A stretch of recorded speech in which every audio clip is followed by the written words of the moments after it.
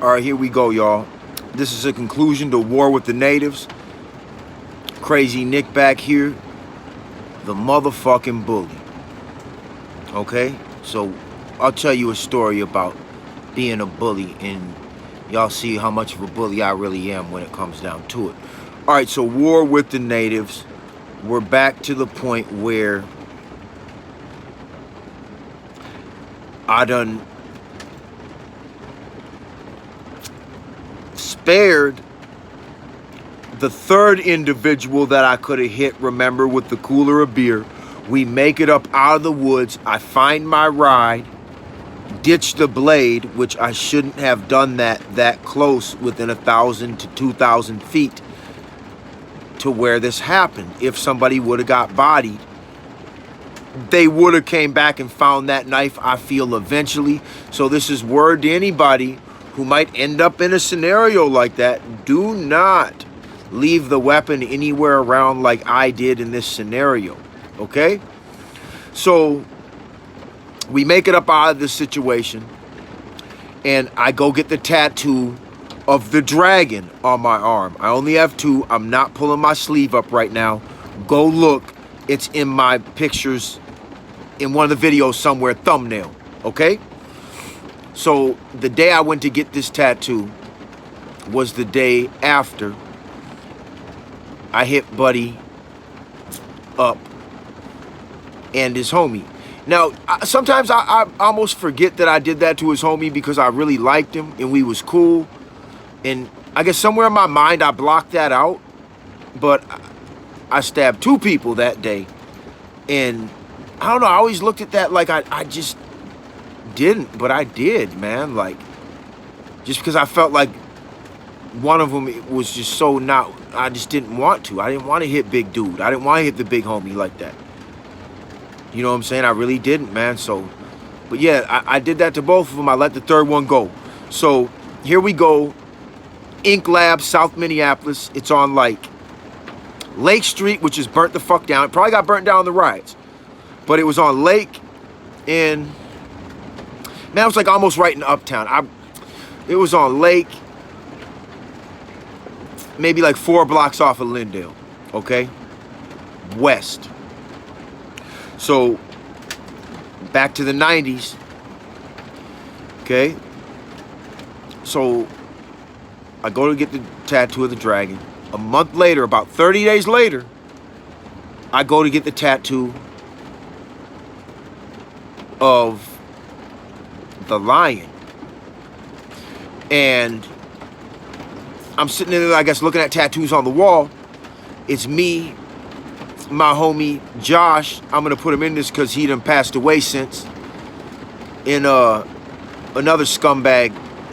Josh was a good dude, but I had a scumbag dude with me.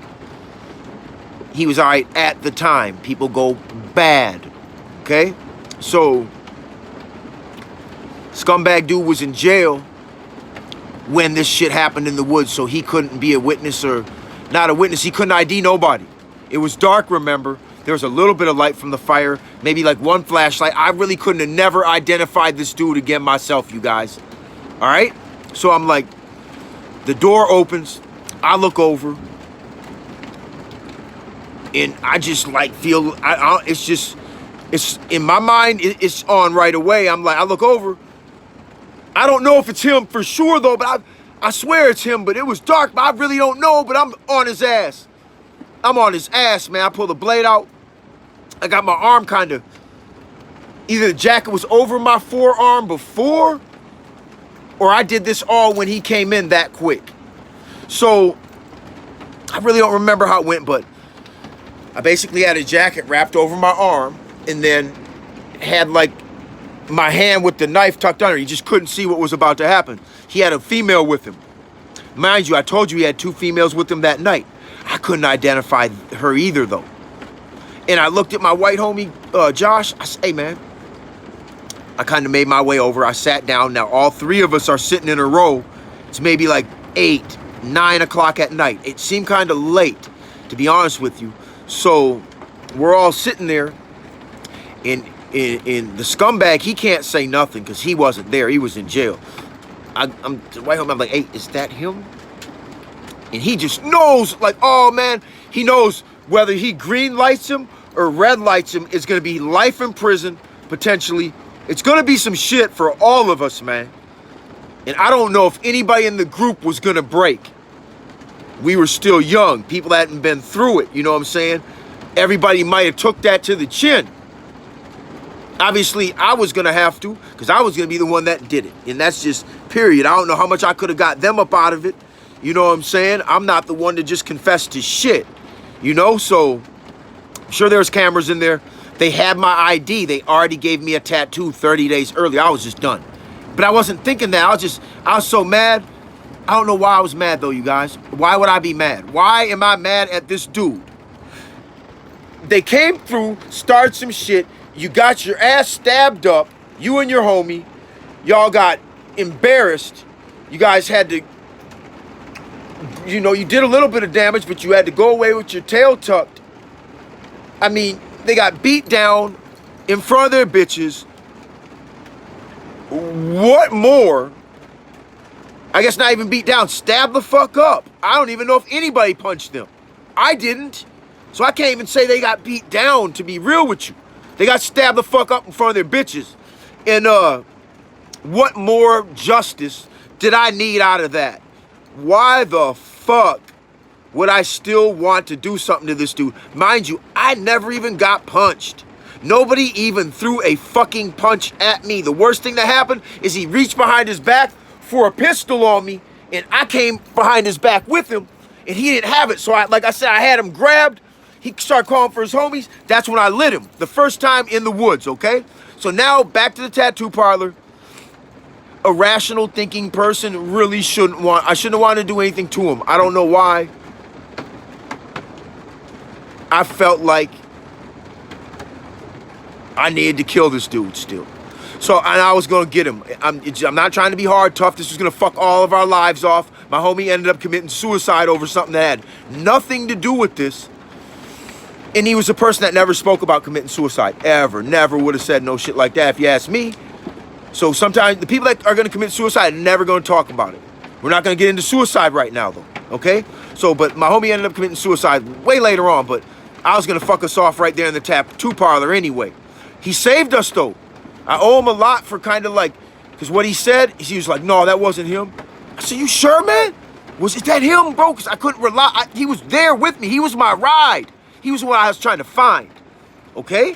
So I'm like, damn, man, like, was he there? Is that him, bro? Like, and he said, I don't know. I'm like, okay, so the dude's bitch, she knows it's about to go down. He played it super cool. He probably thought it was just some regular hood gangbang shit, and I was on him for some shit like that. Because when he walked out the tattoo parlor, I gave him about 20 feet, and I came out behind him, and he never looked back.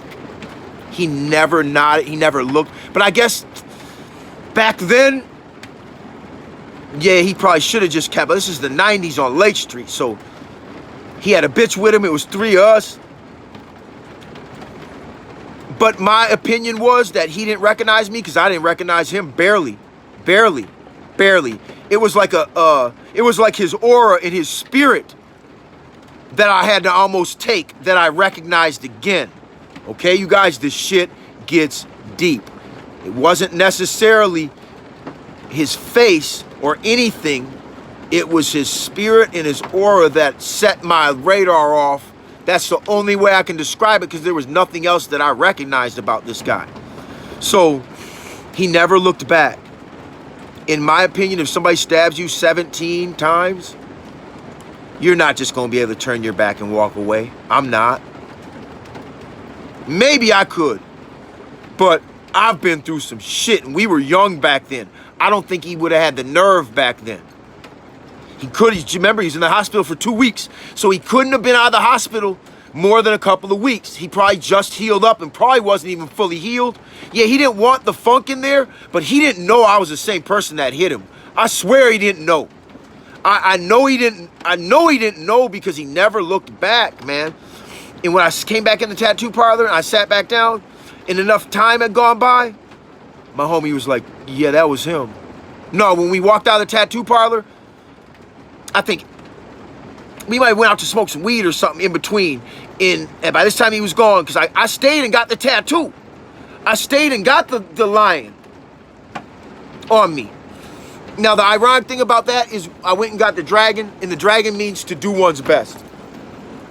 But I felt like I dealt with the best I could. Like, I was really trying to be on some cool shit. The shit escalated. But I went back and got the other one this day where I seen Buddy and got the lion with the, I think they Chinese hieroglyphics. I think that's the word.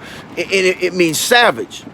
Okay, but honestly, it was the other way around. I was savage in the woods, but I did my best that day in the tattoo parlor.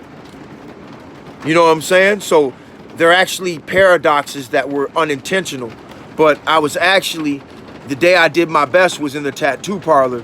The day I went savage was actually in the woods. But I got the tattoos for at different times. It was weird, man. So I hope y'all can understand that.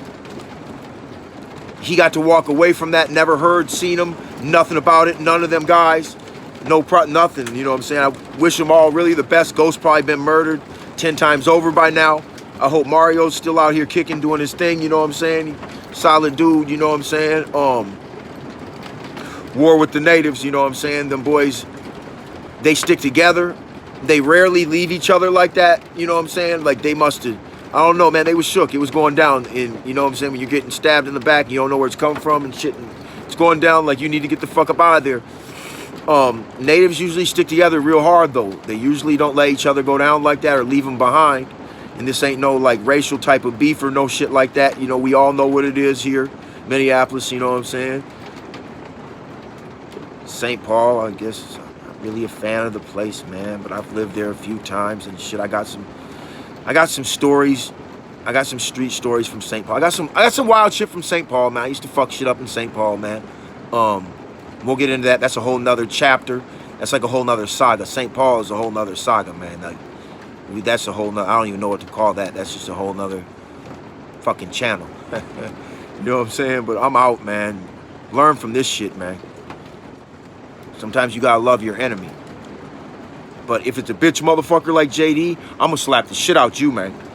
You ain't getting a pass like the native homies did. You ain't getting that. You ain't no real, man. You ain't no real motherfucker, man. You can't beg dirty weather to get you up out of this, bro. You've been begging dirty. I don't talk to chomos, bro. You know what I'm saying? I'm not going to associate with you in any way, shape, or form, bro. You know, before, back when I apologized, like I said, like 5 months ago, when I believed your story before I seen all the holes, bro, you know what I'm saying? That'll never happen again. That'll never. I got you pegged, bro. I know what's up. We all know what's up with Big JD. Let's not, you know, you guys don't lie to yourselves. It is what it is. He's just another convict motherfucking scam artist. Not everybody on here is. There's a few good men on here, you know what I'm saying, that are trying to really do the right thing and shit, you know, but the majority of them see the dollar signs and they're ready to compromise any moral, any standard, anything, man, because this is what they were doing in the joint. This is how they were living in the joint, you know, just scrounging, doing anything they could to get to the next day, you know what I'm saying? And it's like, this is the image that a lot of people are going to end up having of convicts and shit. But 99% of the time, they are shit. They are garbage. They are JD motherfuckers. You know what I'm saying? So just know that, you know, you don't bring politics and religion into this beef shit. You know what I'm saying? Like, that's crazy, man. Like, I don't know where this dude's getting his shit from, you guys, but I am not coming from any religious stance aside from I'm a man who believes in God. I'm a spiritual individual, but we're not gonna get into all that here. You know what I'm saying? Like, I'm not gonna just, you know, I don't run with any organization. as far as like religiously or any gang. So don't get confused on that either. To me, gang members, being a gang member is a low level. Is a low level. I'm sorry to tell you guys, but it's a low level of being a criminal, in my opinion. From the OGs, man, nobody ever tried to get me to join a gang. That's how I know they're fool.